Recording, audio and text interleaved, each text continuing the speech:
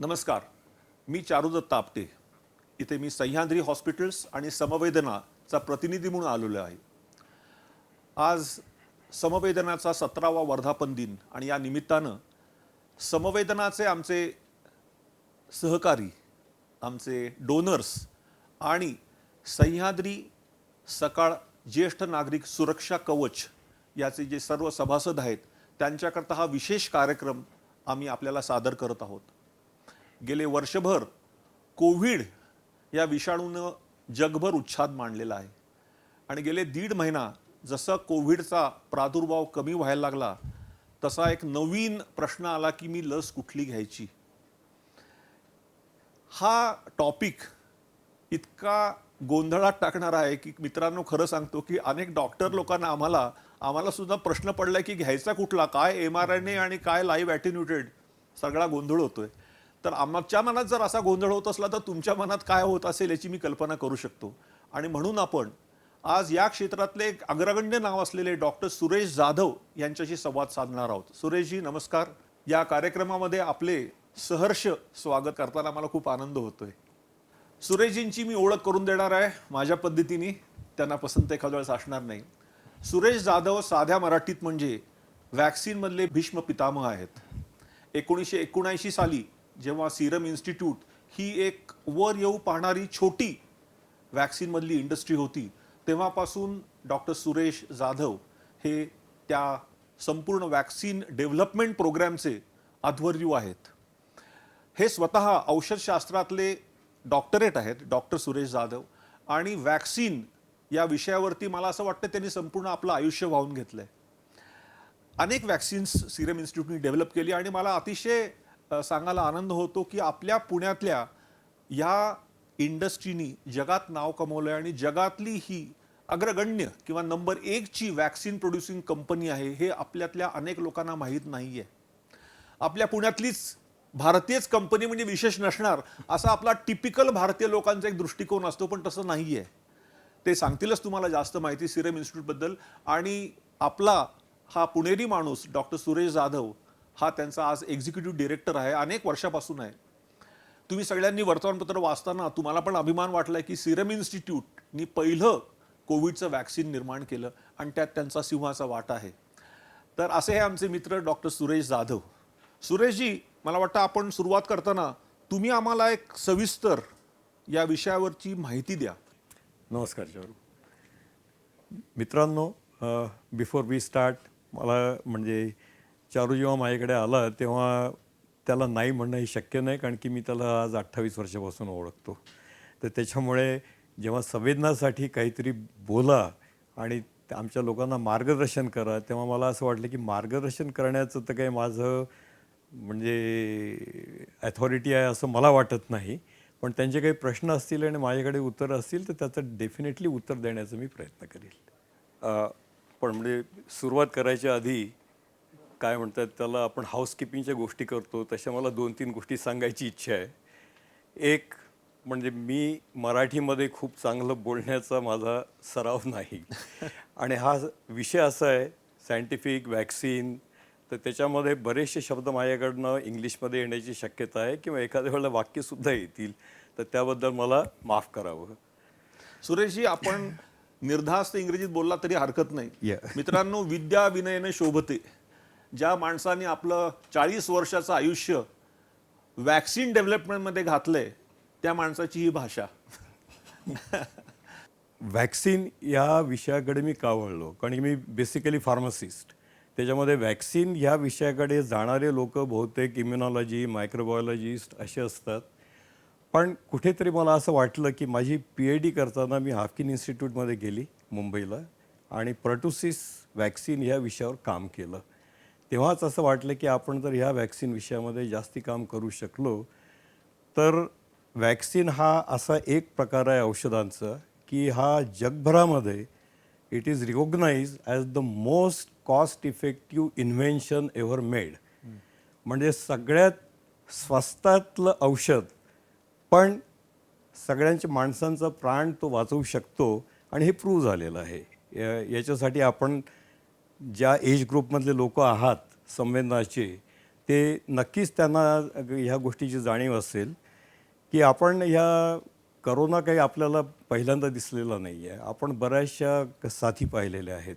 आपण प्लेग पाहिलेला आहे, स्मॉलपॉक्स पाहिलेला आहे, त्याच्यानंतर देवी पाहिलेलं आहे, मिझल्स पाहिलेलं आहे. आणि ह्या याच्यामध्ये एक गोष्ट मला म्हणजे प्रकर्षाने जी जाणवते की 1796 साली जेनरनी पहिल्यांदा स्मॉलपॉक्स वॅक्सिन तयार केलं. ते वॅक्सिन तयार करून त्यांनी काय जवळच्या आजूबाजूच्या लोकांना दिलं. त्या काळी क्लिनिकल ट्रायल्स आणि त्याचं कुठल्या पद्धतीने करायचं, काय रेकॉर्ड्स ठेवायचे याबद्दल कोणाला काहीही ज्ञान नव्हतं. ओके. आणि हे सगळं करून आजच्या घटकेला आपण इथे बसलेलो आहोत, त्याच्यामध्ये स्मॉल पॉक्स नावाचा विषाणू हा जगातनं पूर्णपणे नाहीसं झालेला आहे. त्याच्यामुळे जे पहिलं वॅक्सिन तयार झालं स्मॉल पॉक्सचं आणि ज्या डिसीजच्या अगेन्स्ट तयार झालं, तो डिसीज आज जगातनं टोटली बाहेर गेलेला आहे. तर that proves the power of vaccine, की वॅक्सिन केल्यामुळे काय होऊ शकतं. आणि ही स्मॉल पॉक्सचीच गोष्ट आहे असं नाही आहे. असे बरेचसे अजूनही आजार आहेत की ज्याच्यामध्ये बऱ्याच प्रमाणामध्ये त्याची जी तीव्रता आहे ती कमी झालेली आहे. पोलिओ वॅक्सिन भारताने सुद्धा स्मॉलपॉक्स वॅक्सिन 77मध्ये आपल्याकडे शेवटचा रोगी सापडला आणि 79मध्ये WHO स्मॉलपॉक्स इरॅडिकेशन झालं म्हणून डिक्लेअर केलं. पोलिओमध्ये सुद्धा भारतामध्ये 2011मध्ये शेवटचा रोगी सापडला, पण अजूनही ते डिक्लेअर करत नाही कंप्लीट जगभरामध्ये ते गेलेलं आहे म्हणून, कारण की अफगाणिस्तान आणि पाकिस्तान या 2 देशांमध्ये अजूनही पोलिओ आहे. आणि अनफॉर्च्युनेटली तिकडे ज्या कंडिशन्स आहेत, म्हणजे कॉन्फ्लिक्ट आहे, वॉर चालू आहे, रिबेल्स आहेत, तर तिथे हे पोलिओचे वॅक्सिनेटर जाऊ शकत नाही आणि ते आपलं काम करू शकत नाही. त्याच्यामुळे तिथे जोपर्यंत पोलिओ आहे तोपर्यंत अख्ख्या जगाला त्याचा धोका आहे. कारण आजच्या घटकेला काय झालेलं आहे, करोना वुहानमध्ये पहिल्यांदा आला आणि वुहानमधनं नंतर 1.5 महिन्याच्या आत तो ऑलमोस्ट 190पेक्षा जास्ती देशांमध्ये पसरला. म्हणजे अगदी माणसंच फक्त विमानाने प्रवास करतात असं नाही, तर सगळे रोग म्हणजे विषाणू रोगाणू सगळे विमानाने प्रवास करतात आणि जगभरामध्ये पसरत असतात. थोडंसं जर मागे आपण गेलो तर 2009 साली मेक्सिकन फ्लू आला होता, which was transmitted from Mexican pigs to the animals. आणि जगभरामध्ये असे शास्त्रज्ञ आहेत की ज्यांना कंटिन्युअस अशी भीती वाटत आहे अजूनही, म्हणजे गेल्या 100 वर्षापासून वाटत आहे असं म्हटलं तरी त्याला काही म्हणजे वागवं नाही, की आपल्याकडे कधीतरी फ्लू येईल. कारण की 1918 साली जगभरामध्ये स्पॅनिश फ्लूची साथ आली होती आणि ह्या स्पॅनिश फ्लूच्या साथीमध्ये त्यावेळेला almost 50 million people were affected and 5 million people died all over the world. आणि तेव्हापासून लोकांना असं वाटत होतं की जर कधी काळी हा फ्लू पुन्हा आला तर त्याच्यासाठी आपल्याकडे वॅक्सिन असायला पाहिजे. पण अनफॉर्च्युनेटली जे वॅक्सिन आज इन्फ्लुएन्झा डिसीजच्या अगेन्स्ट तयार आहे, आपण भारतामध्ये तर अजिबात वापरत नाही इन्फ्लुएन्झाचं वॅक्सिन, कारण की आपल्याकडे इन्फ्लुएन्झानी कोणी मेला हे आपल्याला कधी डोळ्यांनी दिसलं नाही, त्याच्यामुळे त्याची भीती आपल्याला वाटत नाही. पण वेस्टर्न कंट्रीजमध्ये युरोप, अमेरिका किंवा जपान, ऑस्ट्रेलिया, कॅनडा, तिथे दरवर्षी त्यांची जी सिनियर पॉप्युलेशन आहे 60+, त्याच्यामध्ये ऑलमोस्ट अबाउट 60 ते 70 हजार लोक दरवर्षी इन्फ्लुएन्झामुळे मरतात. ओके. तर त्या लोकांनी आपल्या घरामध्ये कोणीतरी एल्डरली माणूस जाताना पाहिला, त्याच्यामुळे त्यांच्या मनात ती भीती आहे आणि दरवर्षी ते त्याचं वॅक्सिन घेतात. पण आपल्याकडे तो प्रकार अजून होत नाही. पण गेल्या 20 वर्षामध्ये साऊथ ईस्ट एशियामध्ये H5N1 म्हणजे जो स्पॅनिश फ्लू होता त्या प्रत्यक्ष विषाणूचे कमीत कमी 3,500-4 हजार केसेस झालेल्या आहेत. आणि ह्या एक 7-8 देशात झालेल्या आहेत. हाँगकाँगमध्ये झाल्या, इंडोनेशियात झाल्या, चायनामध्ये झाल्यात, फिलिपाईन्समध्ये झाल्या. आणि प्रत्येक वेळेला जेव्हा ह्या केसेस आल्या पोल्ट्रीमधनं हा H5N1 माणसाला लागण झाली त्याची आणि याच्यामध्ये त्यांना 65 to 70% मॉर्टॅलिटी मिळाली, विच इज द हायेस्ट. आणि आपल्या दुर्दैवाने जर ही गोष्ट पुन्हा कधी घडली तर त्याच्यावर रिॲक्ट व्हायला आपल्याकडे वेळ नाही, वॅक्सिन करायला वेळ नाही आणि it will create total disaster all over the world. आणि त्याच्यासाठी बऱ्याच वेळेला WHO किंवा बाकीच्या संस्थांनी सुद्धा बरेच प्रयत्न केलेले आहेत की इन्फ्लुएन्झा वॅक्सिनचं प्रोडक्शन जे आहे हे अख्ख्या जगभरात व्हायला पाहिजे. आज जी परिस्थिती करोनाने निर्माण केली की करोना झाला आणि अख्ख्या जगभर पसरला आणि हा सगळ्या एज ग्रुपमध्ये आपल्याला दिसलेला आहे. म्हणजे अगदी लहान बाळातही झालेला आहे आणि 80-90 वर्ष वयाच्या लोकांमध्ये पण झालेला आहे. पण ह्याची मॉर्टेलिटी मॅक्झिमम जी दिसलेली आहे ती 60 वर्ष अँड अबाऊ त्या एज ग्रुपमध्ये जास्त दिसलेली आहे. त्याच्यापेक्षा कमी एज ग्रुप आहे त्याच्यामध्ये करोनाची मॉर्टेलिटी कंपॅरेटिव्हली कमी आहे. आणि जे खालचे लोक आहेत 12 वर्षापेक्षा खालची मुलं त्यांच्यामध्ये तर फारच कमी मॉर्टॅलिटी मॉर्बिडिटी दिसलेली आहे. म्हणजे हा एक चांगला प्रकार आहे जो इन्फ्लुएन्झाच्या बाबतीत नव्हता.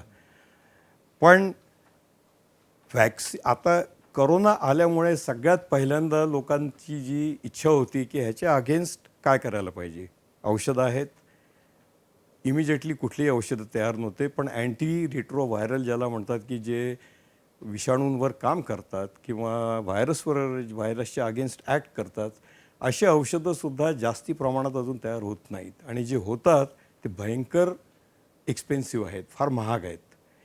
आणि कुठलं अँटी रिट्रोव्हायरल ड्रग ह्या पर्टिक्युलर व्हायरसवर इफेक्ट करेल ह्याच्यासाठी सुद्धा एक ठराविक काळ जाऊन त्याच्यावर संशोधन होऊन मगच एक निष्कर्ष काढला जाऊ शकतो की हे याच्या अगेन्स्ट काम करू शकतं आहे म्हणून.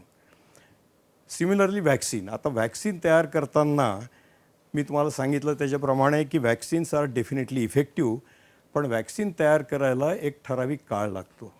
पहिलं वॅक्सिन जेव्हा तयार झालं त्यावेळेला जवळपास 23 वर्ष लागले होते ॲक्च्युअल कमर्शियल प्रोडक्शन तयार व्हायला, म्हणजे सुरुवात व्हायला. त्याच्यानंतरचे जे वॅक्सिन्स तयार झाले टिटनस, डिप्थेरिया वगैरे ते सुद्धा तयार व्हायला 15 ते 20 वर्षाचा काळ जाऊ द्यावा लागला. कारण की जी क्लिनिकल ट्रायल होते त्याच्यामध्ये सगळ्यात मॅक्झिमम वेळ लागतो. वॅक्सिन तयार व्हायला वेळ लागत नाही. वॅक्सिन तयार करणं 1, 1.5, 2, 3 महिन्यामध्ये वॅक्सिन तयार होतं. पण त्याचा वापर ॲनिमल्समध्ये करून की त्याच्यामध्ये ते सेफ आहे, त्याच्यानंतर हेल्दी ह्युमन बिईंग्समध्ये आधी करावा लागतो आणि तो झाल्यानंतर मग त्याचा डोस ठरवावा लागतो आणि मग डिफरंट एज ग्रुप्समध्ये त्याच्या क्लिनिकल ट्रायल्स होतात आणि मग ठरवतात की आता हे वॅक्सिन सगळ्यांना इफेक्टिव्ह आहे की नाही, कुठल्या लोकांना द्यायला पाहिजे आणि कुठल्या स्पेसिफिक ग्रुपच्या लोकांना हे द्यायला नको.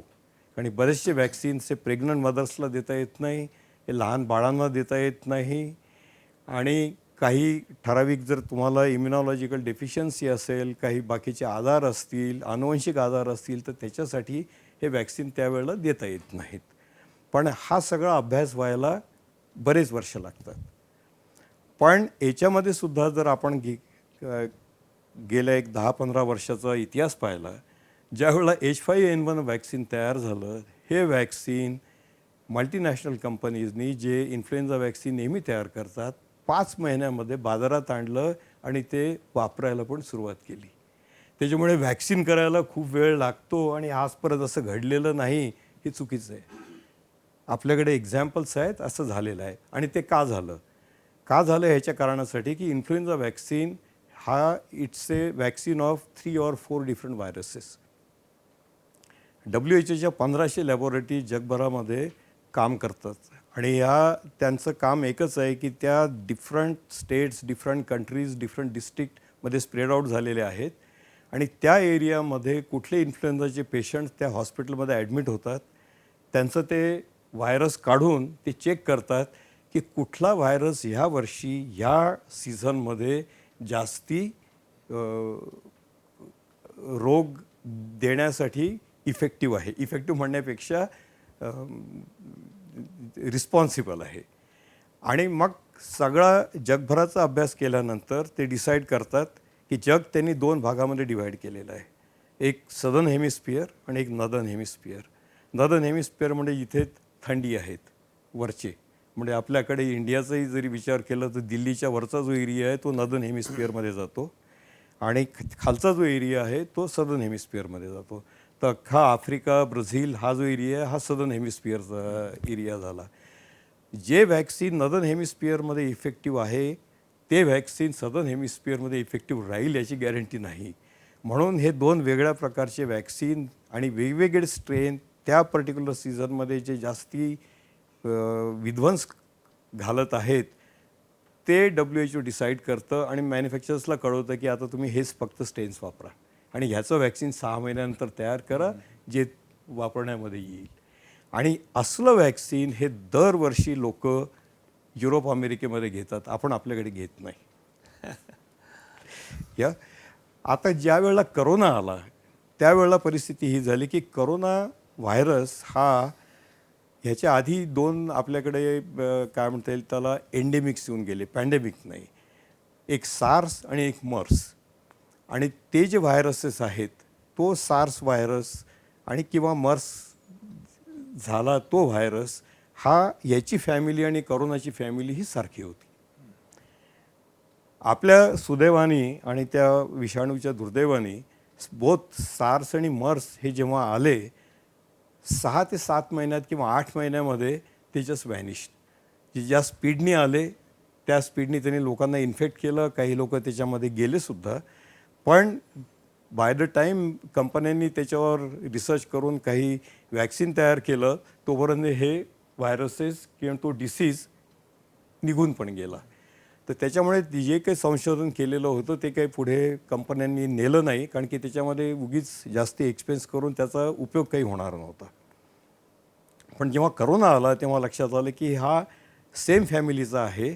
त्याच्यामुळे जे काम त्यांनी सार्स आणि मर्स असताना केलं ते काम पुढे न्यायला फार म्हणजे सोपं झालं आणि त्याच्यामुळे फार कमी वेळामध्ये वॅक्सिन्स तयार झाले.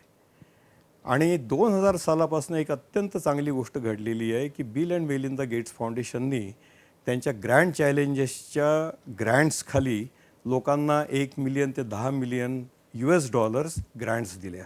आता लोकांना दिल्या म्हणजे ह्या लॅबॉरेटरीजला दिल्या, या युनिव्हर्सिटीजला दिल्या, या मॅन्युफॅक्चरर्सला दिल्या आणि जगभरामध्ये कमीत कमी 400-500 डिफरंट लॅबॉरेटरीज आणि यांनी रिसर्च इन्स्टिट्यूट्सनी बऱ्याच वेगवेगळ्या गोष्टीवर काम केलं आहे.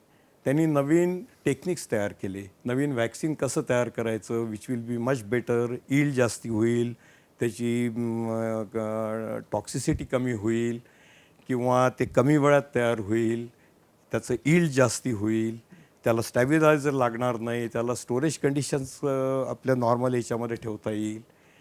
पण या जितक्याही लोकांनी याच्यावर काम केलं एक्झिस्टिंग वॅक्सिन्स जे होते त्या लोकांना त्याच्यासाठी ते वापरायची इच्छा झाली नाही.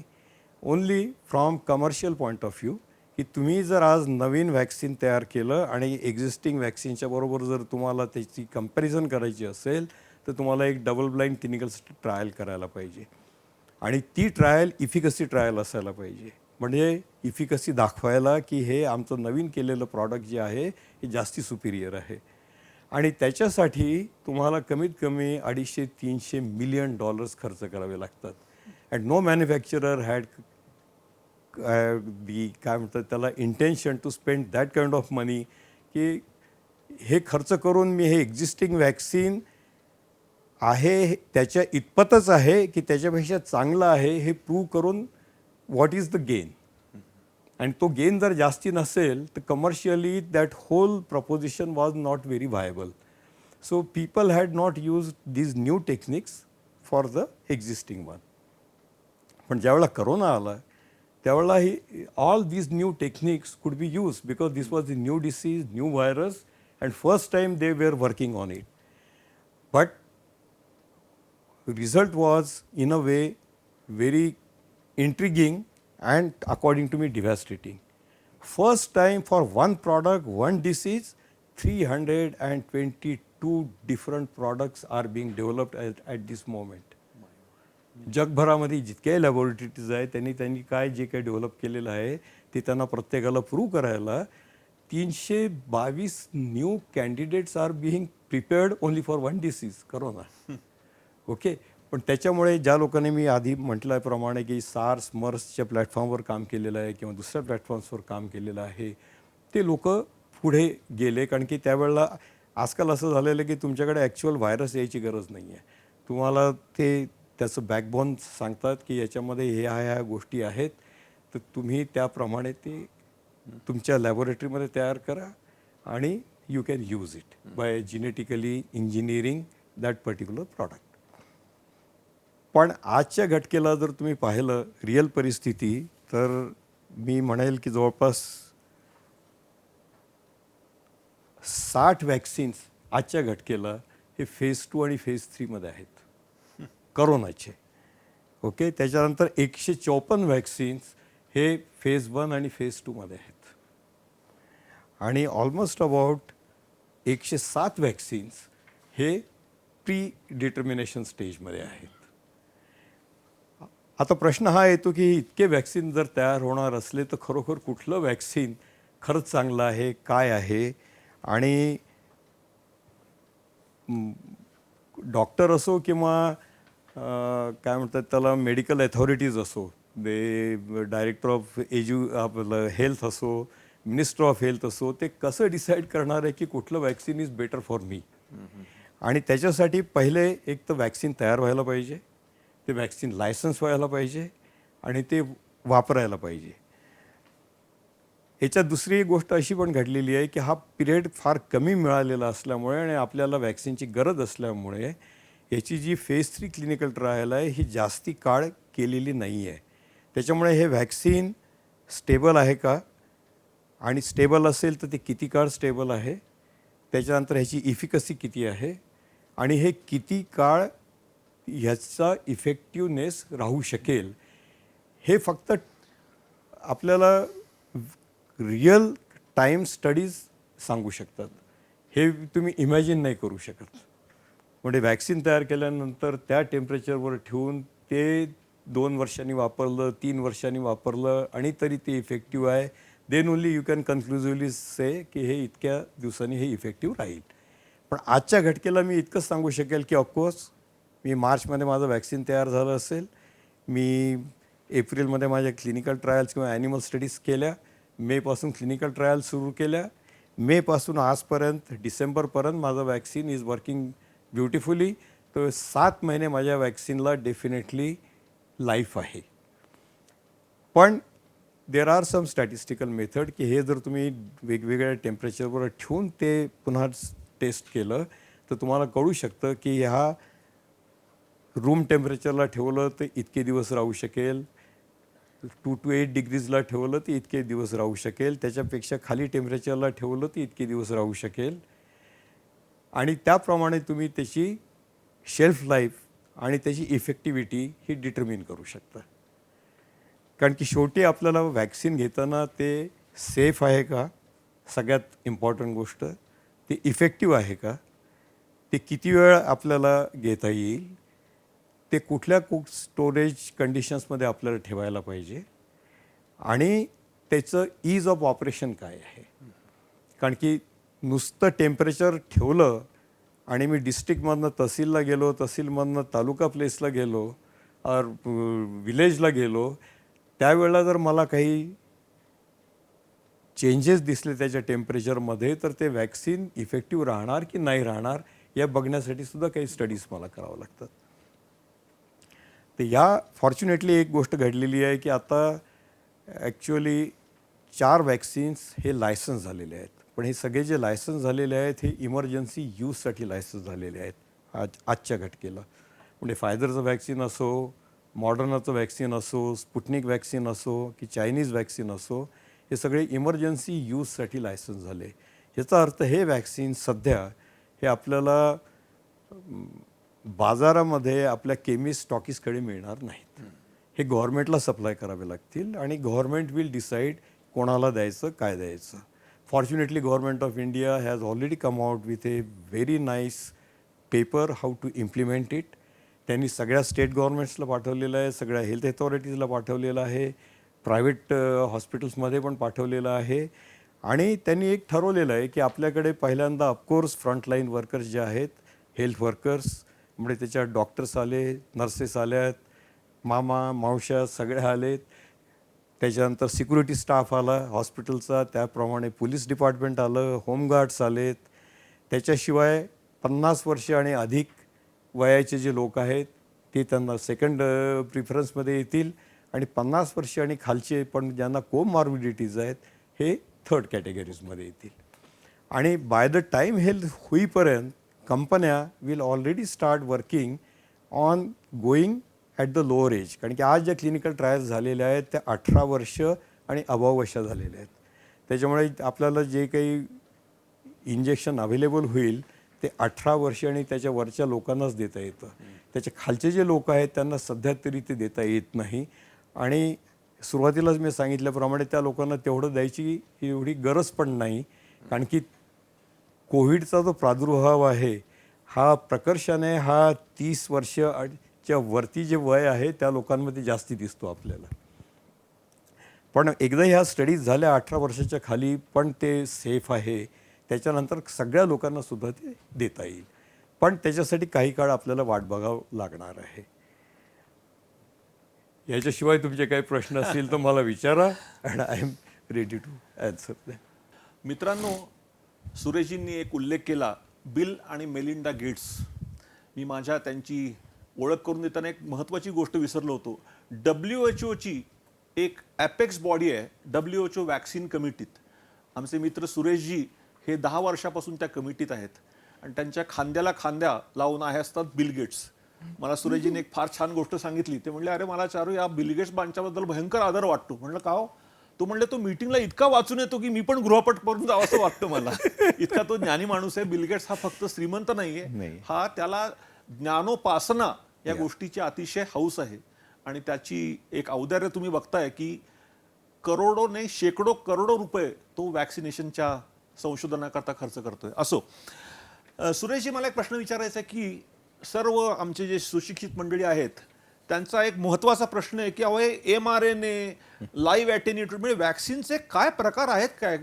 आमच्या एका 2 जनरल प्रॅक्टिशनर डॉक्टरने विचारलं की अरे म्हणले ते RNA शाळेत शिकलो म्हणले मेडिकल शाळेत, पण हे mRNA काय नाटक आहे आणि त्याचं वॅक्सिन माहीतच नाही काही. तर थोडासा त्याच्यावरती प्रकाश टाका. जरूर. काय निरनिराळ्या टेक्नॉलॉजीज आहेत. बॅक्टेरियल वॅक्सिन जे होते एक तर लाईव्ह होते म्हणजे जिवंत बॅक्टेरिया होते लाईक BCG वॅक्सिन, किंवा किल्ड बॅक्टेरिया होते जसं टिटनस टॉक्साईड, डिप्थेरिया टॉक्साईड किंवा हुपिंग कफशी जे आहेत ते. त्याप्रमाणे जेव्हा व्हायरल वॅक्सिन्स आले तेव्हाही पण 2 प्रकारचे वॅक्सिन्स आले सुरुवातीला. एक जिवंत विषाणू म्हणजे व्हायरस आणि एक किल्ड व्हायरस. तर ज्यावेळेला रेबीज व्हायरस जो आहे तो किल्ड व्हायरस होता. पण पोलिओ व्हायरस जो होता सुरुवातीला पहिल्यांदा आला त्यावेळेला तो जिवंत होता. इंडियामध्ये सुद्धा आपण अजूनही ओरल पोलिओ वापरतो, पण आता WHO रेकमेंड केल्याप्रमाणे किल्ड पोलिओ वॅक्सिनसुद्धा आपल्याकडे द्यायला सुरुवात केली. आपण इतके वर्ष दिलं नव्हतं कारण की ते महाग होतं आणि त्याची अवेलेबिलिटीसुद्धा एवढी नव्हती. पण सिमिलरली आता नवीन नवीन ज्या टेक्नॉलॉजीज आलेल्या आहेत, रिकॉम्बिनंट DNA टेक्नॉलॉजी आहे, जसं बायोकेमिस्ट्री डेव्हलप झालं, बायो इंजिनिअरिंग डेव्हलप झालं, बायोमेडिसिन डेव्हलप झालं, तसं वॅक्सिनॉलॉजी पण डेव्हलप झालं. साहजिक आहे. ओके. तर ह्याच्यामुळे आता सध्या जे वॅक्सिन्स तयार होत आहेत कोविडसाठी ते लाईव्ह ॲटेन्युएटेड व्हायरस. लाईव्ह ॲटेन्युएटेड म्हणजे कोविडचा स्ट्रेन पण तो ॲटेन्युएशन केलेलं असल्यामुळे त्याची जी विषाणू किंवा डिसीज देण्याची क्षमता आहे ती कमी करून, आक्रमकता कमी करून त्याची जी प्रोटेक्शन देण्याची क्षमता आहे ती वाढवली जाते. जसं आपलं मिझल्स वॅक्सिन आहे, मम्स वॅक्सिन आहे, रुबेला वॅक्सिन आहे, हे ॲटेन्युएटेड वॅक्सिन्स. थोडक्यात म्हणजे नख कापलेलं मांजर. तसंच मग ते इनॅक्टिवेटेड व्हायरस आहे, तिथे हा व्हायरस कम्प्लीट इनॅक्टिवेट करून तो वापरला जातो. म्हणजे जसं भारत बायोटेक्निकचे वॅक्सिन केलेलं आहे इंडियामध्ये ते त्या टेक्नॉलॉजीने केलेलं आहे. त्याच्यानंतर नॉन रेप्लिकेटिंग व्हायरल व्हॅक्टर्स. तर याच्यामध्ये व्हायरलमध्ये नॉन रेप्लिकेटिंग व्हायरल व्हॅक्टर्स असतात की ज्याच्यामध्ये इंजेक्शन दिल्यानंतर त्याचं रेप्लिकेशन होत नाही. दुसरे जे आहे त्याच्यामध्ये रेप्लिकेटिंग व्हायरल होतात. ओके. त्याच्यानंतर तिसरा प्रकार आहे रिकॉम्बिनंट प्रोटीन. तर तुमचं जे आउटर प्रोटीन असतं व्हायरसचं ते काढून त्याच्यावर म्हणजे काय म्हणतात प्रक्रिया करून आणि मग त्याची जी अँटीजन तयार करण्याची क्षमता आहे ती तशीच ठेवून ते वापरलं जातं. त्याच्याशिवाय व्हायरस लाईक पार्टिकल्स म्हणजे हे पार्टिकल्स दिसायला व्हायरससारखे दिसतात पण ते व्हायरससारखे वागत नाहीत. त्याच्यानंतर DNA आणि RNA व्हॅक्सिन. आता हे म्हणजे काय म्हणतात त्याला प्रत्येकजण शाळेत असताना बायोलॉजी शिकताना RNA DNA हे स्ट्रँड आहेत आणि माणसामध्ये 23 पेअर्स असतात तिकडे 22 पेअर्स असतात वगैरे प्रकार आपण शिकलेला आहे. तर मेसेंजर RNA जे आहे त्याच्यामुळे त्या RNA मध्ये त्याचा म्हणजे मेसेज टाकून तो मेसेज दुसऱ्या सेलमध्ये ट्रान्समिट करून त्याच्यामध्ये आपण इंजेक्शन देतो. तसं मेसेंजर RNAचं व्हॅक्सिन जे आहे फायझरचं ते आपल्याला दिल्यानंतर ते आपल्या सेलमध्ये जाऊन तिथे तो एक मेसेज टाकेल की आता तुम्ही ह्या पर्टिक्युलर जीवाणूच्या अगेन्स्ट अँटीबॉडीज तयार करा. So that is a messenger RNA vaccine. तर ह्याप्रमाणे नवीन नवीन टेक्नॉलॉजीज आलेल्या आहेत, प्लॅटफॉर्म टेक्नॉलॉजीज आलेल्या आहेत, सेल ग्रोथ करण्याच्या टेक्नॉलॉजीज आलेल्या आहेत. कारण की ज्या वेळेला आपण वॅक्सिन ह्या विषयावर बोलतो त्याच्यावर बॅक्टेरियल व्हॅक्सिन आणि व्हायरल व्हॅक्सिन म्हणजे काय म्हणतात त्याला रोगाणू आणि विषाणू बरोबर असे 2 प्रकार आहेत. तर याच्यामध्ये रोगाणू जे आहेत ते तुमच्या कुठल्याही मीडियममध्ये ते ग्रो होऊ शकतात. म्हणजे बॅक्टेरिया जे आहे ते बाहेर सलाईनमध्ये टाकलं तरी एखाद्या वेळेला ते ग्रो होऊ शकतील, ते पाण्यात पण ग्रो होऊ शकतील. पण विषाणू जे आहेत त्यांना ग्रो व्हायला त्यांना सेल लागतं, लाईव्ह सेल लागतं. म्हणजे त्या सेलमध्ये आतमध्ये जाऊन मग ते त्या सेलमध्ये मल्टिप्लाय होतात. तर ती जर सेल नसेल तर त्याच्यात ते विषाणू मल्टिप्लाय होत नाही. तर इतक्या नवीन टेक्नॉलॉजीज दर वर्षी आणि दर महिन्यामध्ये निघत आहेत की त्याचा पाठपुरावा करायचा असेल तर आय थिंक अख्खं आयुष्य आपल्याला कमी पडणार आहे. याच्यामध्ये मी माझ्या सहकारी बंधूंना एक सांगू इच्छितो, हे जे अँटीजन्स म्हणजे थोडक्यात सांगतो, कुठलाही जीवाणू असतो जसं आपल्या चेहऱ्यावरनं आपली ओळख असते तसं प्रत्येक पेशीचं जे बाहेरचं आवरण असतं त्यात काही प्रथिनं असतात, त्याला अँटीजन म्हणतात. थोडक्यात म्हणजे हे तुम्ही जेव्हा विषाणू जीवाणू देता तेव्हा त्या प्रथिनाची ओळख तुमच्या शरीराला होते. म्हणजे शरीराला तुम्ही सांगता अरे हे प्रथिन परत आलं तर त्याला मारून टाक. हे वॅक्सिनचा अगदी साध्या भाषेत तुम्हाला एक सांगतो. सुरेशजी, एक नेहमीचा प्रश्न आहे आणि तो अगदी पक्का भारतीय प्रश्न आहे. अमेरिकेचा राष्ट्राध्यक्ष mRNA घेतो म्हणजे तेच चांगलं वॅक्सिन, तुमचं भारतीय वॅक्सिन आमच्याकरता नकोच, कारण ते अमेरिकन राष्ट्राध्यक्ष तो घेतोय, मग आम्हाला तुम्ही ही वॅक्सिन का देता, mRNA तुम्ही डेव्हलप का नाही करत? करेक्ट. हे असे पुणेरी प्रश्न आहेत. म्हणजे आय फुल्ली अंडरस्टँड. आणि पण पहिल्यांदा मला एक गोष्ट क्लिअर करायची इच्छा झाली की अमेरिकेच्या राष्ट्रपतींनी mRNA व्हॅक्सिन घेतलं नाही. त्यांच्या व्हाईस प्रेसिडेंटनी घेतलं, त्यांच्या व्हाईस पेन्सनी घेतलं. माईक पेन्सनी घेतलं. त्यांच्या राष्ट्राध्यक्षांनी मोनोक्लोनल अँटीबॉडीज घेतल्या. म्हणजे it was a cocktail of 5 monoclonal antibodies against corona which he took Because he became COVID positive. Because he was COVID positive. mRNA आम्ही का केलं नाही? कारण की mRNA व्हॅक्सिन केलं नाही कारण की we made a collaboration with AstraZeneca और before AstraZeneca collaboration with Oxford university. Oxford युनिव्हर्सिटीबद्दल आमचं कोलॅबोरेशन हे जवळपास 5 वर्षापासून चालू आहे, पण करोनासाठी नाही. आम्ही त्यांच्याबरोबर मलेरिया व्हॅक्सिन डेव्हलप करतो आहे आणि हे मलेरिया व्हॅक्सिन आजच्या घटकेला फेज 3मध्ये आहे. बुर्किना फासोमध्ये त्याचं क्लिनिकल ट्रायल चालू आहे आणि it is working beautifully. So in very short time it will be licensed. Okay. त्यांच्याशी काम करत असताना त्यांनी त्यांच्या लॅबोरेटरीमध्ये म्हणजे जेन्नर लॅबोरेटरी ही ऑक्सफर्डमध्येच आहे, तिथे त्यांनी सार्स व्हॅक्सिनवर काम केलं होतं आणि ते सार्स आणि मर्स आणि ते व्हॅक्सिन त्यांनी फेज 2पर्यंत नेलं होतं. त्याच्यामुळे त्यांच्याकडे ती टेक्नॉलॉजी तयार होती. तर ज्या वेळेला करोना आलं त्यावेळेला ते म्हणाले की ओके आपल्याकडे ती टेक्नॉलॉजी तयार आहे, if you use the same backbone we can start making vaccine very easily. आणि त्यांनी ते व्हॅक्सिन केल्यावर आमच्याकडे आले की आमच्याकडे लॅबमध्ये आम्ही करू शकतो पायलट स्केलवर आणि ते जर मोठ्या प्रमाणात करायचं असेल तर आमच्याकडे क्षमता नाही, हे तुम्ही तुमच्याकडे घेतलं तर बरं होईल.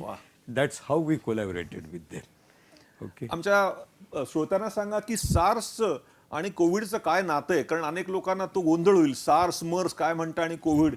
म्हणजे ती मामे आत्ते भावंड आहेत का एकमेकाशी लग्न केलंय, काय आहे त्याचं? नाही, लग्न नाही केलं ते, म्हणजे काय म्हणतात त्याला, त्यांची जी स्पिसीज आहे त्या व्हायरसची ही आयडेंटिकल आहे, एका स्पिसीजचे लोक मामे भाऊ आते मामे भाऊ आते भाऊ आहेत तसे आहेत ते. कारण एकदम सार्स आणि मर्स कळणं अवघड आहे बऱ्याचशा मंडळींना. काय बोलताय, एकदम ग्रीक लॅटिन वाटायला लागेल म्हणून सांगितलं. अच्छा, एक अजून प्रश्न आहे की theoretically is mRNA vaccine superior generally against viruses as compared to live attenuated or dead attenuated? आजच्या घटकेला ते सुपिरियर आहे किंवा इन्फिरियर आहे हे म्हणणं चुकीचं आहे, कारण की this is the first time a mRNA vaccine has been developed and used against a disease. बऱ्याच लोकांनी वॅक्सिन केलं, पण हे कुठल्याही ह्युमन ट्रायलमध्ये गेलेलं नव्हतं. पहिल्यांदा ते गेलं आणि पहिल्यांदा ते लायसन्स पण झालं.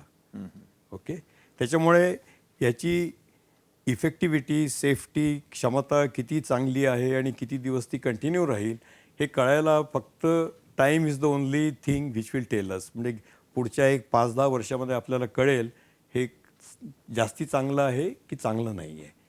पण तोपर्यंत बाकीचे जे वॅक्सिन्स आहेत जे आजपर्यंत वापरले गेले, ज्याच्यामुळे बरेचसे डिसीज वाईप आऊट झालेत किंवा 90% डिसीज कमी झालेत, तर त्या वॅक्सिन बद्दल आपल्या मनात शंका यायचं काही कारण नाही, कारण की आपण आपल्या डोळ्यांनी पाहिलेलं आहे.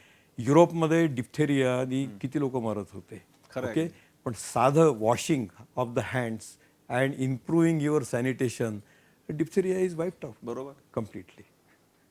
मित्रांनो, सुरेशजी तुम्हाला निरोप देत आहेत की आपण फार पुरुषार्थ दाखवतो मास्क नसताना. मी मास्क काढलाय कारण आमच्यात सोशल डिस्टन्सिंग आहे म्हणून, नाही तर तुम्ही माझ्यावरती टीका कराल. त्यांनी काय सांगितलं की डिफ्थेरिया याचं उच्चाटन होण्यामध्ये साध्या सोप्या हात धुणं ही गोष्ट महत्वाची ठरली. कोविड करता सर्व आदरणीय मंडळी हेच सांगतात, पण आम्ही ते करत नाही, कारण आपला काय पुरुषार्थ का काय, आपला एक फाजील आत्मविश्वास. कृपया ह्याच्यातनं अतिशय महत्वाचा एक संदेश तुम्ही घेणं अतिशय आवश्यक आहे. सुरेशजी, अजून काही डॉक्टर लोकांचं म्हणणं असं आहे की mRNA theoretically, it is not proven, everybody knows, theoretically being since it targets और it works through messenger RNA, messenger RNA म्हणजे mRNA, it is highly specific. Yes. So any further mutation may make it less effective or ineffective. How true is this? It's only time will take. But theoretically, yes, it is possible. पण आपल्याकडे सुद्धा माझ्या मते भारतामध्ये, if I remember correctly from whatever technical data I have seen and read, आपल्याकडे सुद्धा कोविडचे 11 mutation झालेले आहेत. ओके, पण हे म्युटेशन इतक्या छोट्या एरियात झालेले आहेत का हा व्हायरसचं तुम्ही चित्र पाहिलं असेल तर हा गोल आणि त्याच्यावर अशी स्पाइक्स आहेत. तर जे काही चेंजेस होतात हे त्या स्पाइकमध्ये होतात, एखाद्या spike protein. Spike protein. Okay, त्याच्यामुळे याच्यात हा HIV सारखा व्हायरस नाही आहे. HIV व्हायरसच्या अगेन्स्ट वॅक्सिन तयार करण्यासाठी कमीत कमी 100 लॅबोरेटरीजनी प्रयत्न केले, करत राहतील, पण आजपर्यंत त्याच्यावर इफेक्टिव्ह वॅक्सिन अजूनही तयार झालेलं नाही. त्याचं कारण त्याचं प्रत्येक जनरेशनला तो म्युटेट होतो. हा प्रत्येक जनरेशनला म्युटेट होत नाही आहे. त्याच्यामुळे ह्याचं म्युटेशन आणि HIV टाईपचे म्युटेशन आहे याच्यामध्ये बरंच अंतर आहे. त्याच्यामुळे याच्यात आतापर्यंत जे काही चेंजेस झालेले आहेत त्याच्यामुळे त्याच्या वॅक्सिनच्या इफेक्टिव्हिटीवर किंवा क्षमतेवर काही परिणाम होईल असं मला तरी वाटत नाही आजच्या घटकेला. ॲस्ट्राझेनिका, फायझर आणि मॉडर्ना हे तिघाही लोकांनी त्यांचे जे वॅक्सिन तयार केलेले आहेत त्याच्यापासून तयार केलेल्या ज्या त्यांच्याकडे अँटीसिरा आहे त्याच्यावरनं हा जो नवीन सबटाईप तयार झालेला आहे, म्युटेट झालेला इंग्लंडमधला आणि ऑल्सो फ्रॉम साऊथ आफ्रिका, याचे प्रयोग ऑलरेडी सुरू केलेले आहेत आणि प्रिलिमिनरी एक्सपेरिमेंट असं म्हणतात की ते न्यूट्रलाइज करू शकतं. त्याच्यामुळे ह्याच्यावर सध्या तरी घाबरण्यासारखी परिस्थिती नाही. हा थोडा बहुत म्युटेट जरी झालेला असला तरी सध्या केलेले वॅक्सिन जे आहेत सगळ्या 3-4 कंपन्यांनी आणि जे लायसन्स झालेले आहेत हे इफेक्टिव्ह आहेत. या अनुषंगाने मला एक प्रश्न विचारायचा आहे, म्हणजे प्रश्न म्हणण्यापेक्षा तुम्ही सांगा की वॅक्सिन्स गिव्ह कोलॅटरल इम्युनिटी, माझ्या स्वतःच्या अनुभवात H1N1 वॅक्सिन मी अगदी दरवर्षी घेतो Right. आणि त्यामुळे मला गेले 8-9 वर्ष कधी व्हायरल इन्फेक्शन झालंच नाही. झालेलं नाही, yeah. आणि मी असं ऐकले की काही तुमच्याच क्षेत्रातल्या अध्वर्यूंनी बीसीजी वॅक्सिन सुद्धा घेतले कारण त्याला कोलॅटरल इम्युनिटी मिळते. तर तो कॉन्सेप्ट मला वाटतं तुम्ही जरा समजून सांगा. नाही, कोलॅटरल इम्युनिटी किंवा त्याला इन्नेट इम्युनिटी म्हणतात बीसीजीच्या बाबतीमध्ये. बीसीजीच्या ह्याच्यात ऑलरेडी आमची क्लिनिकल ट्रायल चालू आहे. त्याच्यात 12,000 लोक घेतलेले आहेत आणि ते ICMR बरोबर करतो आहे. तर ह्या ट्रायलमध्ये असं लक्षात आलेलं आहे की ज्या देशांमध्ये बीसीजी वापरलं जातं त्या देशामध्ये कोविडचा प्रादुर्भाव कम्पॅरेटिव्हली कमी झाला किंवा झाला तरी त्याची जी इंटेन्सिटी होती ती intensity was much less as compare to the countries who do not use BCG. Okay, अमेरिकेमध्ये तेच दिसलं. अमेरिकेमध्ये बीसीजी वापरत नाही. त्याच्यामुळे आज अमेरिकेची लोकसंख्या 1/3 जरी असली, आपल्या 1/4 असली इंडियाच्या, तरी त्यांच्याकडे जे इन्फेक्शन आहे आणि त्यांच्याकडे जो डेथ रेट आहे तो आपल्यापेक्षा ऑलमोस्ट डबलपेक्षा जास्ती आहे. सिमिलरली बाकीची ज्या कंट्रीज आहे जिथे बीसीजी वापरतात त्या ठिकाणी लोकांना करोना झाला नाही असं मी म्हणणार नाही, करोना झाला, पण percentage of corona in the population who were treated with BCG was much less.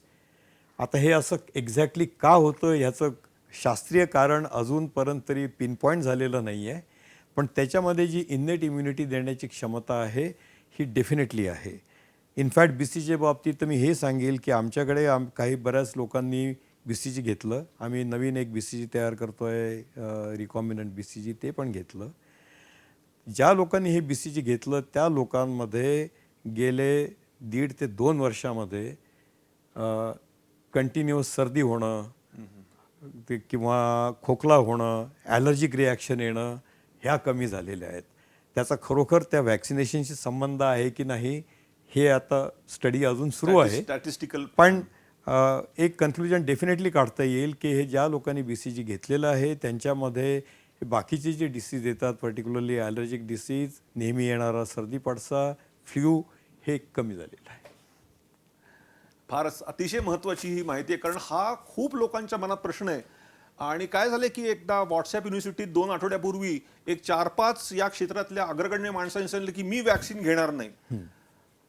आता ते असे का म्हणले माहित नाही, ते पण विद्वान मंडळी आहेत, पण त्यांना हा निरोप आणि हा संदेश जाणं अतिशय महत्त्वाचं आहे की बाबा, म्हणून शेवटी फ्रॉम द हॉर्सेस माउथ म्हणतात ते खूप एक महत्त्वाचं आहे. पण याच्यात एकच म्हणजे सॉरी फॉर इंटरप्शन की हे जे तुम्ही म्हणाला व्हॉट्सॲप युनिव्हर्सिटीमधले ते 4 महाभाग, ते तो व्हॉट्सॲप मी पण पाहिला. पण त्याच्यामध्ये मी जे नोटीस केलं ते हे, त्याच्यात कोणी हे म्हटलं नाही की मी वॅक्सिन घेणार नाही, मी 2 महिने थांबेल, मी 3 महिने थांबेल, मी मेपर्यंत थांबेल. म्हणजे ते ते वॅक्सिनेशनच्या अगेन्स्ट आहेत असं मला जाणवलं नाही.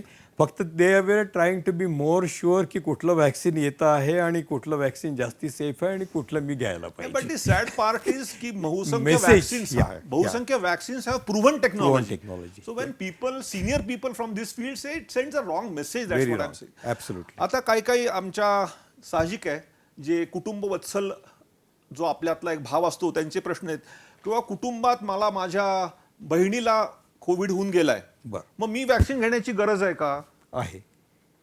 इतकंच नाही तर मी तर हे म्हणेल की कोविड होऊन गेलेला असेल आणि त्याचा 1.5-2 महिन्याचा काळ गेलेला असेल तर त्यांनी सुद्धा वॅक्सिन घ्यायला पाहिजे. म्हणजे मग वॅक्सिनमुळे माझ्यात किती दिवस राहणार आहे या ते आपल्याला फक्त टाइम सांगेल. बिकॉज रिअल टाइम स्टडी जोपर्यंत होत नाही तोपर्यंत मी कमिट करू शकत नाही. पण बहुतेक ज्या लोकांना झालेलं आहे त्यांनी जर घेतलं तर त्यांच्यामध्ये अँटीबॉडीज जनरेशन हे जास्ती चांगलं होऊन जास्ती काळ त्यांना सेफ्टी नेट मिळू शकेल. म्हणजे हा पूर्वीचा अनुभव आहे की वॅक्सिनेशननी तुमच्या शरीरातल्या अँटीबॉडीचं जे प्रमाण आहे ते बराच काळ राहतं. हा पूर्वीचा अनुभव आहे. तेव्हा मित्रांनो ही गोष्ट अतिशय महत्त्वाची लक्षात ठेवा.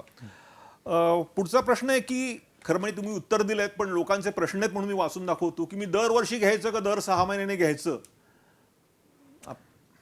हा माझ्या मते बाय द टाईम आपलं वॅक्सिन येईल आणि आपण घेऊ आणि 1 वर्षाचा काळ जाईल, कारण सध्याच्या परिस्थितीमध्ये जो काही डेटा अवेलेबल आहे त्याच्याप्रमाणे 1 वर्षभर तरी ह्याचा इफेक्ट हा डेफिनेटली राहील. Very good. राहील.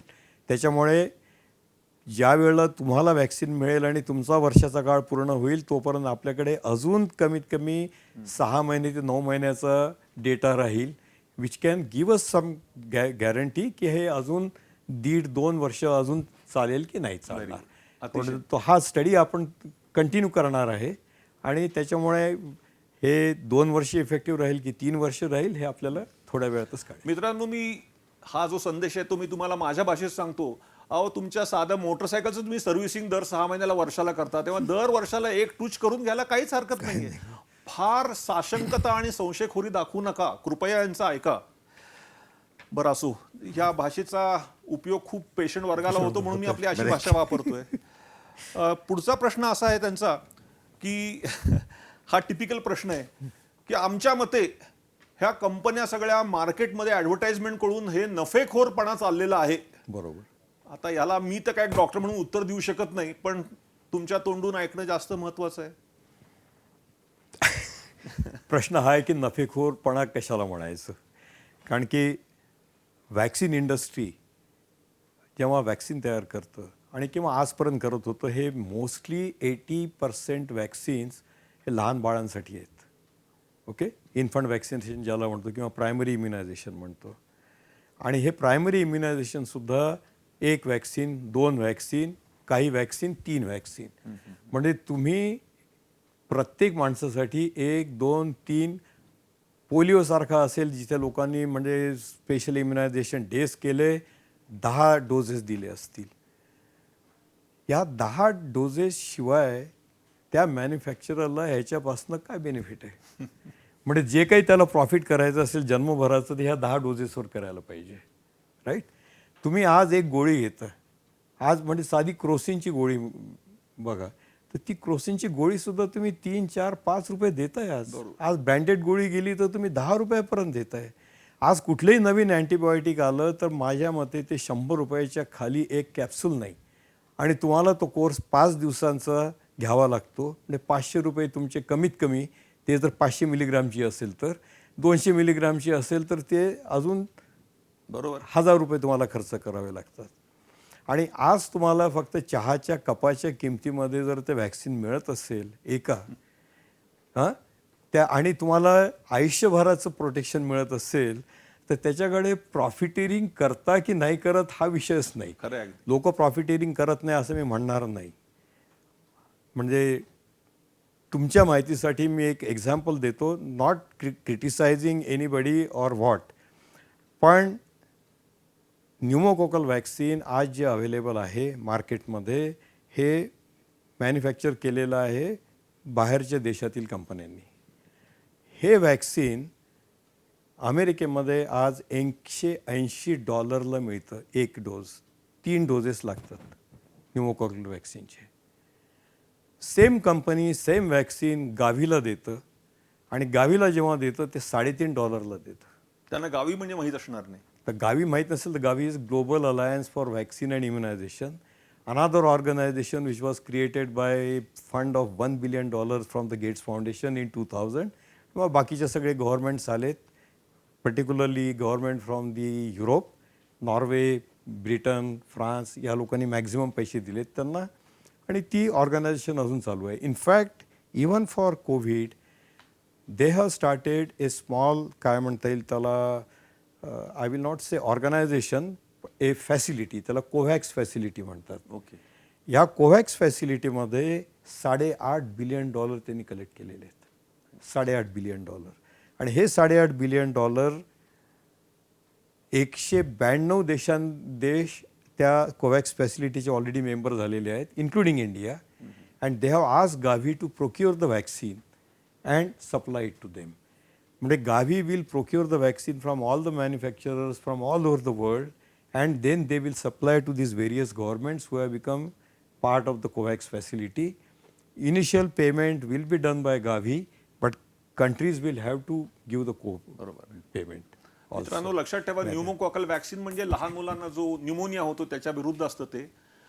45,000 रुपये 3 डोसेसचे वर्सेस $3.5 गुणिले 3 म्हणजे $11 वर्सेस $540 एवढा फरक आहे. नाही, पण आपण न्यूमोनिया ह्या विषयावर बोलतो आहे आणि प्रत्येक संवेदनाच्या लोकांशी बोलतो आहे. आज मला पण थोड्याशा वेदना झालेल्या आहेत, त्याच्यामुळे मला तुमच्याविषयी जास्ती मला एक त्याला- जवळीक वाटते. पण एकच सांगायची इच्छा आहे की हे न्यूमोकोकल व्हॅक्सिन जे आहे हे 2 प्रकारचं आहे. एक पॉलिसॅकराइड व्हॅक्सिन आहे आणि एक कॉन्ज्युगेट व्हॅक्सिन आहे. आणि माझी कळकळीची विनंती आहे की सगळेजण जे 60 वर्षापेक्षा जास्ती आहेत त्यांनी हे न्यूमोकोकल व्हॅक्सिन घ्यावं. ओके, कारण की हे न्यूमोकोकल व्हॅक्सिन गेल्यामुळे तुम्हाला न्यूमोनिया होणार नाही. त्यांना किंमत पण सांगा, नाही, तुमच्याच वॅक्सिनची किंमत. नाही, आता आमच्या व्हॅक्सिनची किंमत माझ्या मते 28 तारखेला त्याचं हे आहे, लॉन्च आहे परवा. त्याच्यामुळे त्या लॉन्चच्या वेळेला आदर विल टेल. बरोबर आहे. या so but it's a matter of only few days. पण ही जास्ती किंमत राहणार नाही. आणि बाहेरच्या देशातनं येणारं व्हॅक्सिन जे आपल्याकडे आज अवेलेबल आहे त्याच्यापेक्षा डेफिनेटली हे स्वस्त असणार. अर्ध्या किमतीपेक्षाही कमी किमतीत मिळेल. अनेक लोकांना खरोखरी माहीत नसतं की एक वॅक्सिन किंवा कुठलाही एक औषधातला मॉलिक्यूल डेव्हलप करायला काय पैसे खर्च करावे लागतात आणि प्रत्येक वेळी यश मिळेल असं नाही. तर तुमच्या अनुभवात एक साधारणपणे बॅक ऑफ द एन्व्हलप म्हटलं की एक तुम्ही मेनिंगोकॉकल वॅक्सिन तुम्ही तयार केलं, साधारणपणे तुम्हाला काय खर्च आला? बघा, मेनिंगोकोकल व्हॅक्सिन तयार केलं त्याच्यामध्ये जवळपास $120 मिलियन खर्च झाले. थांबा, $120 आता- मिलियन म्हणजे $12 कोटी येस, गुणिले 80 रुपये, 12×8 = 96, म्हणजे Yes. 1000 कोटी रुपये गेले त्यात. हजार. हे हा येस, म्हणजे आमच्या मराठी बांधवांना कळेल, 1000 कोटी. रुपये जातात. आणि प्रत्येक वेळी यश मिळतं असं नाही. हे मी असं का नाही. सांगतोय, मी कुठल्याही वॅक्सिन मॅन्युफॅक्चरिंग कंपनीचा एजंट नाही, परंतु आपले जे साक्षर अशिक्षित गैरसमज असतात, साक्षर पण अशिक्षित गैरसमज असतात, ते आपले एक गप्पांमध्ये आपण सगळं विश्वास ठेवतो, गॉसिपवरती विश्वास ठेवतो आणि कारण नसताना एक मनात आकस धरतो. वैद्यक क्षेत्र असो किंवा औषध क्षेत्र असतो, त्या संबंधात मला हे सांगावं वाटतं म्हणून मी बोललो. पुढचा महत्वाचा प्रश्न विसरलो. आमच्या तरुण माणसाने दिलेला आहे की मधनं मी वाचतोय, मी म्हणजे ज्यांनी दिलाय त्याचं सांगतोय की तुमच्या काय फायझरच्या वॅक्सिननी काय अतिशय म्हणजे जवळजवळ जीवाला धोका येईल असे साईड इफेक्ट्स दिसत आहेत. तर आता जर नॉलेज नसलं तर आम्ही काय करायचं? परवाच अलास्का मधल्या हेल्थ वर्करला अनाफिलॅक्टिक शॉक आला, म्हणजे पूर्वी पेनिसिलिनची जशी अलर्जी यायची, एक तशी, उदाहरण म्हणून सांगतो. तर ह्या संबंधी त्यांना माहिती द्या. बघा, तुम्ही मगाशीच सांगितलं की हे वॅक्सिन हे प्रथिन आहे, पण इट्स अ प्रोटीन.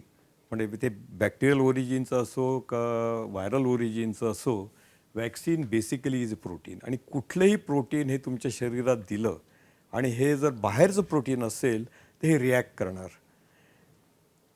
नॉर्मल केसमध्ये सुद्धा तुम्ही पाहिलं असेल, बऱ्याचशा लोकांना अंड्याची ॲलर्जी असते, बऱ्याचशा लोकांना क्रस्टेशियन्सची ॲलर्जी असते, म्हणजे प्रॉन्स, झिंगे, खेकडे ते खाऊ शकत नाही. काही लोकांना शेंगदाण्याची ॲलर्जी असते, मशरूमची ॲलर्जी असते. तर हे जे प्रकार आहेत हे तुम्ही डिटर्मिन करू शकत नाही. काही लोकांमध्ये हे जन्मताच असतात, काही लोकांमध्ये हे काही दिवसांनी ॲटोमॅटिक तयार होतात. मला बरेचसे लोक अशी माहिती आहेत की जे आधी सल्फा घेत होते आणि बॅक्ट्रीम घेत होते, पण एक 4-5 वर्षांनी त्यांना त्याची ॲलर्जी आली.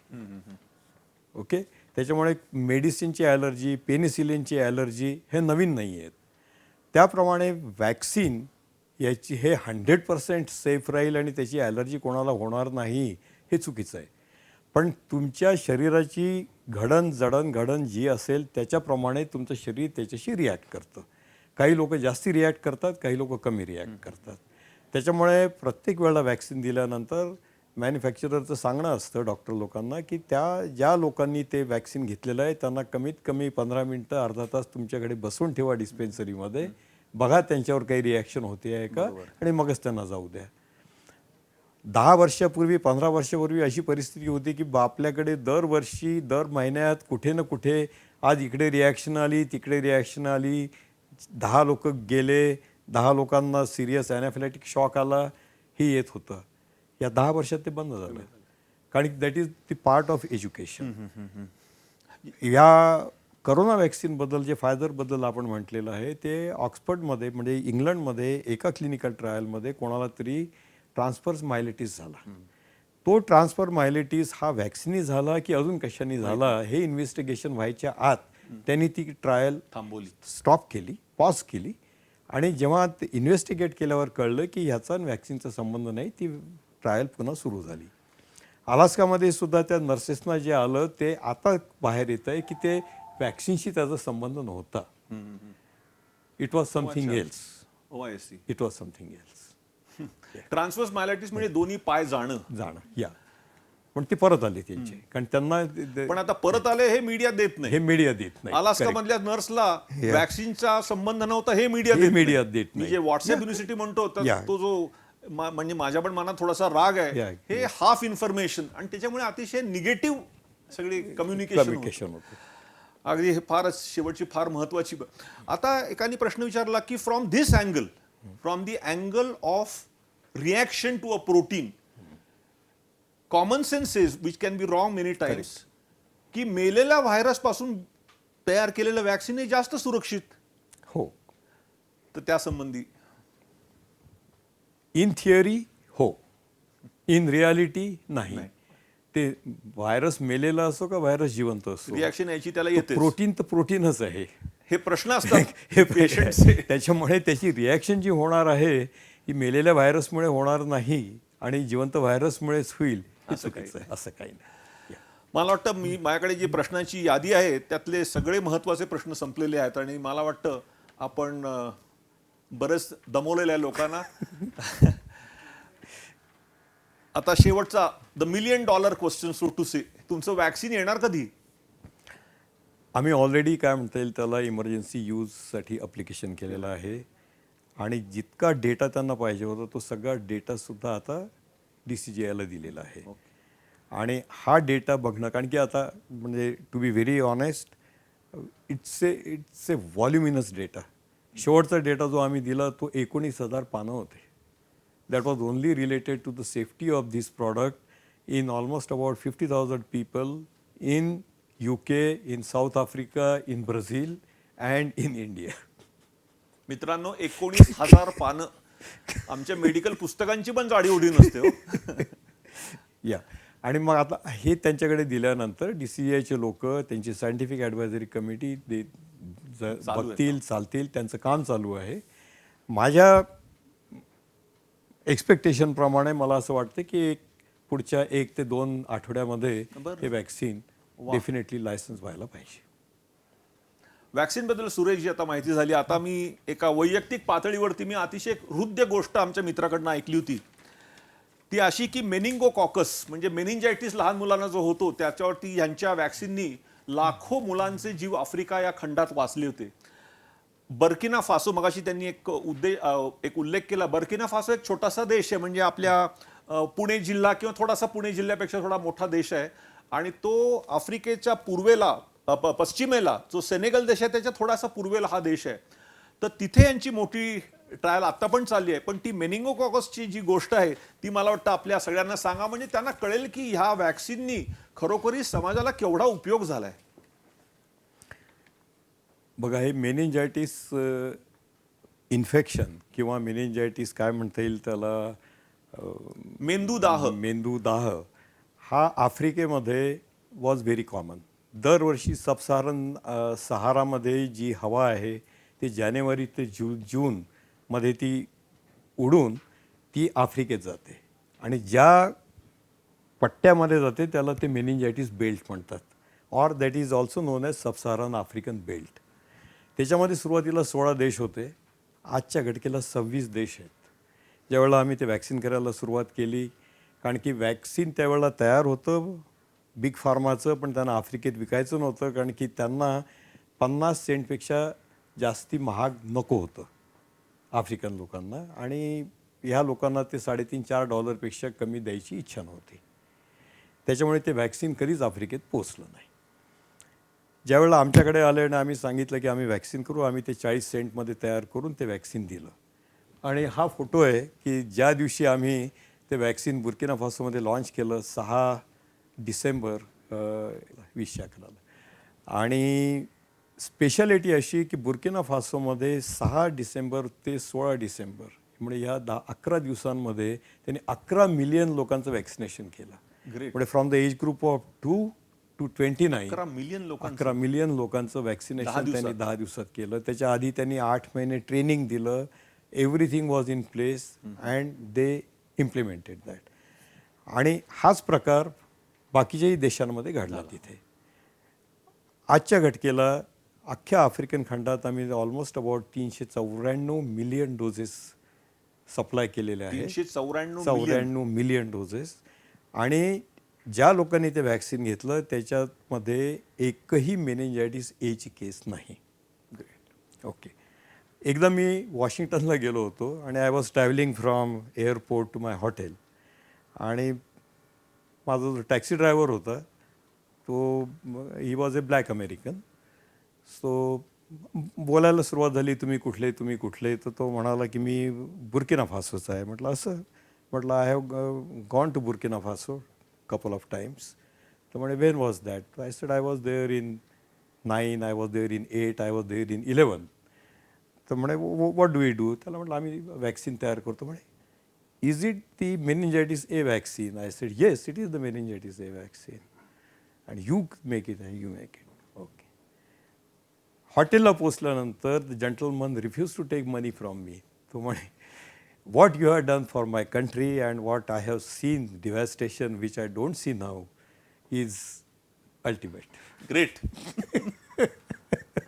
ग्रेट. मित्रांनो, आजच्या संवादातनं टेक होम मेसेज काय आहे? नंबर 1, सर्वांनी कोविड वॅक्सिन घ्यायचं. सर्वांनी. त्यांनी सांगितलंय की वयस्कर लोकांना म्हणजे बहुसंख्य आपल्या लोकांना जरी धोका जास्त असला तरी तरुण लोकांना आणि मुलांना सुद्धा कोविड होऊ शकतो. 2 दिवसापूर्वी एक काही महिन्यांचं बाळ वारलं कोविडनी. तेव्हा सर्वांनी कुटुंबातल्या कोविड वॅक्सिन घ्यायचं.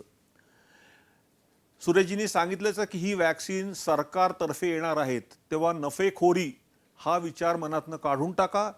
सरकार तुम्हाला स्वस्तातच ते वॅक्सिन देणार आहे. ह्या नंबर 2. नंबर 3, त्यातनं मला अपाय होणार आहे का?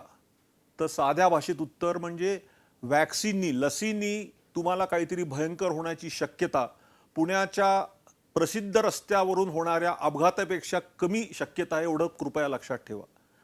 नंबर 4, या वॅक्सिनमुळे मला किती दिवस इम्युनिटी मिळेल ह्याचं उत्तर त्यांनी दिलेलं आहे. तेव्हा मला परवा कोविड होऊन गेला, मला वॅक्सिनची काय गरज आहे, असले विद्वान प्रश्न विचार करायचे नाहीत. कुठल्याही परिस्थितीत सगळ्यांनी वॅक्सिन घ्यायचं. आणि शेवटचा एक अतिशय महत्त्वाचा मुद्दा मला मांडायचा आहे, तो कोविड वॅक्सिनबद्दल नाही आहे. मला सुद्धा माहिती नव्हती की मलेरियाचं वॅक्सिन आज आपली सिरम इन्स्टिट्यूट तयार करते. मित्रांनो, तुमच्या बहुसंख्य लोकांना तुमच्यातल्या माहीत नसेल की गेल्या शतकात मलेरियामुळे जेवढे लोक जगभरात मृत्युमुखी पडले ती संख्या सर्व व्हायरसेसची एकत्र जरी केली तरी ती कमी पडेल, इतके मलेरियाने लोक मेलेले आहेत. तेव्हा हे कार्य आपला गणराया लवकरच सिद्धीस नेवो अशी प्रार्थना मी करतो. कारण मलेरियाचं जर वॅक्सिन आलं तर जगातल्या असंख्य लोकांचा अतिशय फायदा होणार आहे. यांनी मगाशीच मला सांगत होते की या मेनिंगोकॉकस वॅक्सिनबद्दल सांगितलं त्यांनी. जवळजवळ 2 लाख बालक दरवर्षी आफ्रिकेमधल्या सब सहारन कंट्रीजमध्ये मृत्युमुखी पडायची आणि त्या मेनिंगोकॉकसच्या ए मुळे आज एकही बालक मृत्युमुखी पडत नाहीये. वॅक्सिनची ही शक्ती आहे. तेव्हा आपली शंकेखोर वृत्ती बाजूला ठेवूया आणि या सर्व शास्त्रज्ञांना नतमस्तक होऊन ते वॅक्सिन घेऊया. कुठलीही चर्चा आणि वायफळ गॉसिप करूया नको. धन्यवाद.